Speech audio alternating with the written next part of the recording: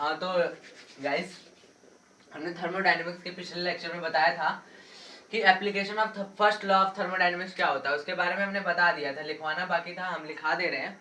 यानी कि उसके बारे में बताए थे, जैसे 5 टाइप्स के होते हैं, 5 टाइप्स के। पहला टाइप है आइसोथर्मल प्रोसेस। आइसो का मतलब सम, थर्मल का मतलब तापीय, प्रोसेस का मतलब प्रक्रम, यानी कि सम तापीय प्रक्रम। एडियाबैटिक प्रोसेस का मतलब है हिंदी में रुद्धोष्म प्रक्रम। आइसोबैरिक प्रोसेस का मतलब है, आइसो का मतलब सम, बेरिक का मतलब दाबीय, प्रोसेस का मतलब प्रक्रम, तो सम दाबीय प्रक्रम। आइसोकोरिक प्रोसेस का मतलब सम, कोरिक का मतलब आयतनिक, प्रोसेस का मतलब प्रक्रम। Quasi static process, quasi static process क्या होता है? स्थैतिक स्थिति प्रक्रम या स्थिति स्थैतिक प्रक्रम।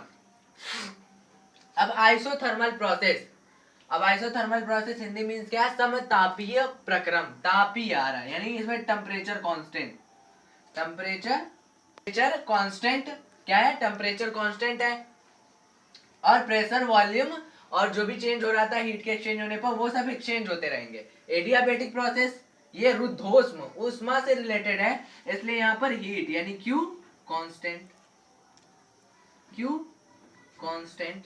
फिर आइसोबैरिक प्रोसेस, आइसोबैरिक प्रोसेस में क्या है? समदाबीय प्रक्रम यानी कि प्रेशर कांस्टेंट, प्रेशर यानी दाब। आइसोकोरिक प्रोसेस में आयतनिक प्रोसेस है, ये आयतनिक प्रक्रम है, तो यहाँ वॉल्यूम कांस्टेंट याद करने का है। हिंदी में याद रहेगा तो इसे ऐसे याद रहेगा। क्वासी स्टैटिक प्रोसेस, स्थिति स्थिति, इसमें क्या होता है? 5 वाले में, लास्ट वाले में सभी चेंज होते हैं, थोड़ा थोड़ा सभी चेंज होते हैं, मतलब कि प्रेशर चेंज होता है, वॉल्यूम चेंज होता है, एंड टेम्परेचर चेंज होता है, इज आल्सो चेंज। हर बार ये चेंज होता ही रहेगा। ये तो हो गया इंफॉर्मेशन। अब हम बात करते हैं आइसोथर्मल की। सब चीजें पढ़ ली, यानी ये इंफॉर्मेशन हमने दे दी। अब इस इंफॉर्मेशन को हटाने के बाद हम पहले वाले के बारे में पढ़ेंगे, यानी आइसोथर्मल प्रोग्राम के, मतलब आइसोथर्मल प्रोसेस के बारे में पढ़ेंगे, हिंदी और इंग्लिश मिक्स। तो हेडिंग डालते हैं आइसोथर्मल प्रोसेस। आइसोथर्मल प्रोसेस हम फर्स्ट यानी आइसोथर्मल प्रोसेस के बारे में पढ़ेंगे। थोड़ा सा आवाज इधर उधर की आती रहती है, परेशान ना होना, इसलिए स्टॉप कर देते कभी कभी। आइसोथर्मल प्रोसेस, आइसोथर्मल प्रोसेस में क्या है? सबसे पहले तो हम थर्मोडायनेमिकल सिस्टम लेंगे ही लेंगे, क्योंकि इनके लिए भी यहाँ हमारा चैप्टर जो होगा इसके बिना काम ही नहीं करेगा। और यहाँ से ये सभी इम्पोर्टेंट है, ये सब आते हैं, ये पता होंगे तभी हम ऑब्जेक्टिव कर पाएंगे। थर्मोडायनेमिकल सिस्टम पता ही है, इसमें क्या कांस्टेंट रहने वाला है? T यानी टेम्परेचर कांस्टेंट।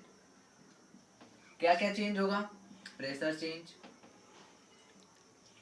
और वॉल्यूम चेंज। लेकिन कब होगा ये? हर एक प्रक्रम में कब होगा ये? जब हीट का एक्सचेंज होगा, कहीं से इसको हीट मिलेगी तभी ये थोड़ा थोड़ा काम होंगे, ज्यादा नहीं बढ़ेंगे।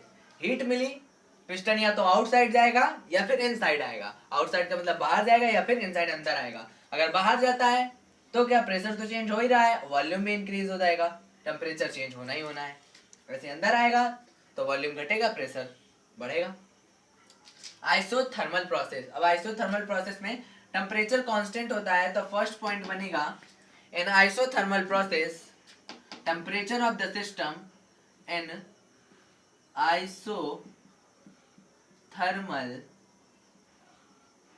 process, in isothermal process temperature in the system, temperature of the system of the system, temperature of the system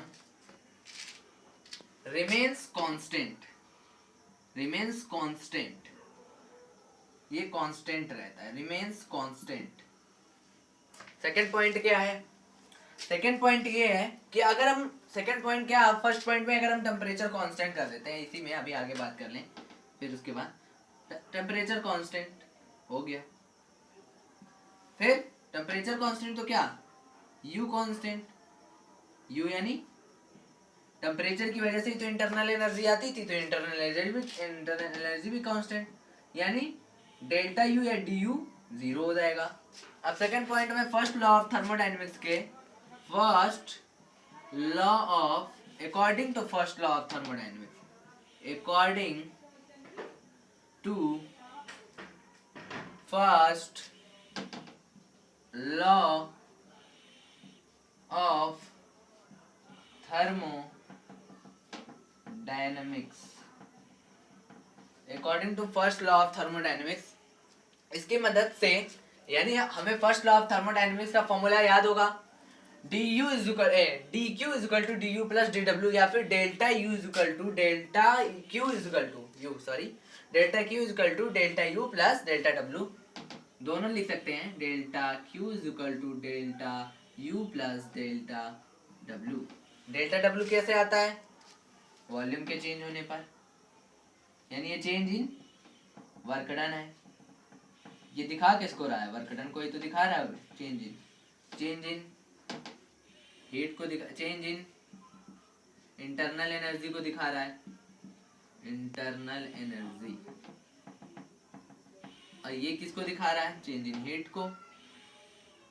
ये टेम्परेचर के चेंज होने से आता है, हीट तो एक्सचेंज होती रहती है।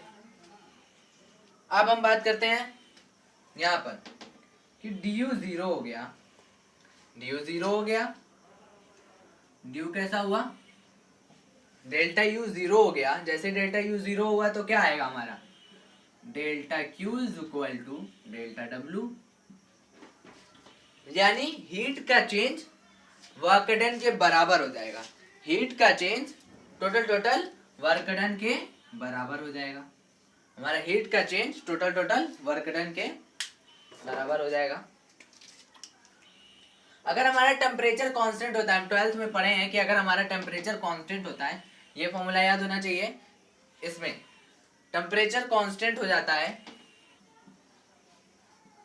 टेम्परेचर क्या हुआ? कांस्टेंट हुआ सर्टेन मैक्सिमम वैल्यू पर, सर्टेन मैक्सिमम वैल्यू पर हमारा टेम्परेचर कांस्टेंट हुआ तो क्या आता है?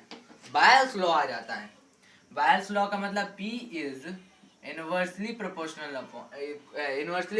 1/v या v inversely proportional v। Directly proportional बोलोगे तो 1/v, इनवर्सली बोलोगे तो v। ये कौन सा लॉ है? बायल्स लॉ। अब ये इनवर्स क्या मतलब? डायरेक्ट ये प्रोपोर्शनल के साइन को हटाकर हम कांस्टेंट लाते हैं, तो कांस्टेंट अपॉन में v। तो इसको इधर भेजेंगे तो pv is equal to constant हो जाएगा, इसको इधर भेजेंगे तो क्या हो जाएगा? pv is equal to constant हो जाएगा।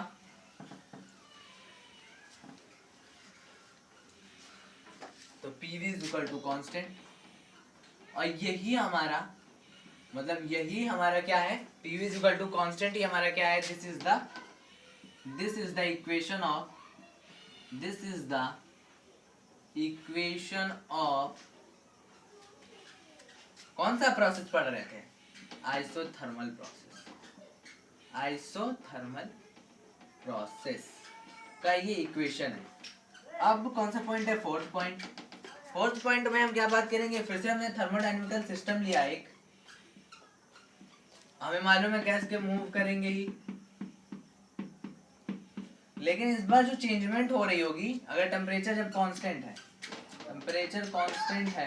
है हमारा, तब यहाँ पर चेंजमेंट हो रही है। प्रेशर जो हो रहा है P1 से P2 तक हो रहा है, वॉल्यूम जो हो रहा है V1 से V2 तक हो रहा है। तब हमारा इसकी मदद से फॉर्मूला क्या बनेगा? P1 is V1 is equal to P2 V2। ये तो 12th में भी पढ़ा है हमने, ये न्यूमेरिकल में यूज होगा, और ये फॉर्मूला पूछा भी जा सकता है कि ये फॉर्मूला हमारे थर्मोडायनेमिक्स में किस प्रोसेस में आता है। तो हमें याद रहेगा या हमने किया होगा तो हमें पता हो जाएगा कि आइसोथर्मल प्रोसेस में होता है। इसलिए हमें डीपली पढ़ना है और ऑब्जेक्टिव के रूप में बनाना है, सीखना भी है। अब हम बात करेंगे फोर्थ पॉइंट होते ही इसके वर्क डन की। इसके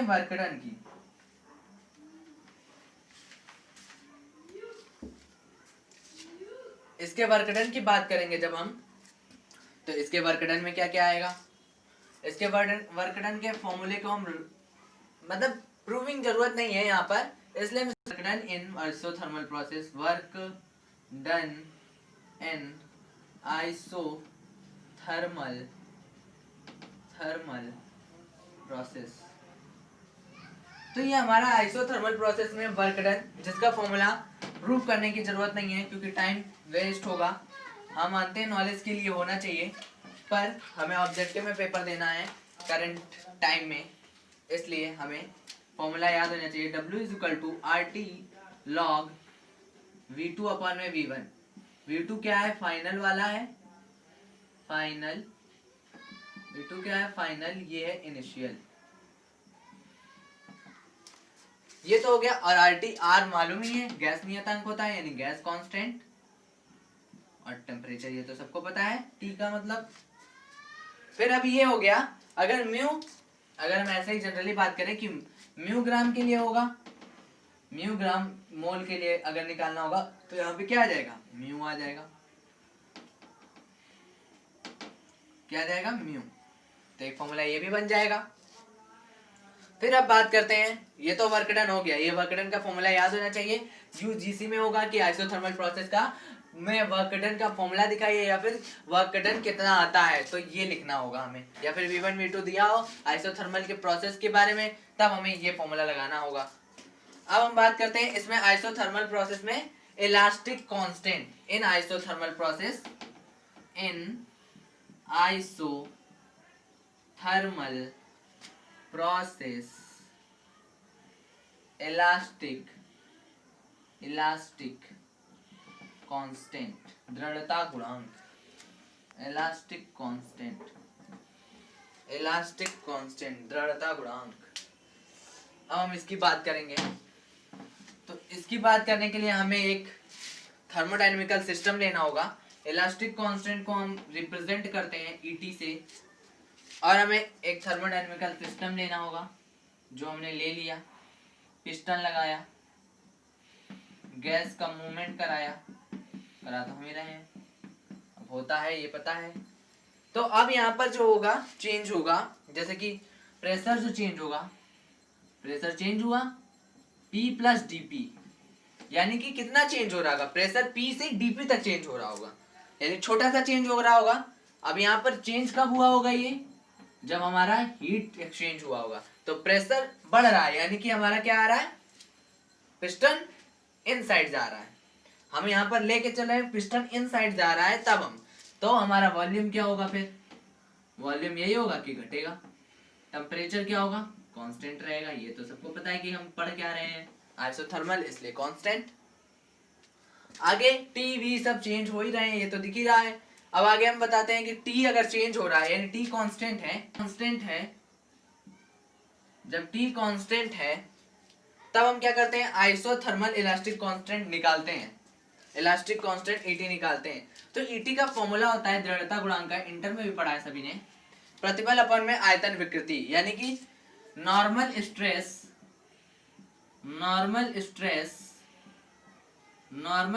अपॉन में वॉल्यूम स्ट्रेन, ये है फॉर्मूला। अब नॉर्मल स्ट्रेस यहाँ पर क्या है? जितना चेंज हुआ हमारा प्रतिबल, यानी कि जितना चेंज हुआ, DP चेंज हो रहा है ना P से, तो DP चेंज हुआ। अब हम क्या कर रहे हैं कि हमारा वॉल्यूम क्या हो रहा है?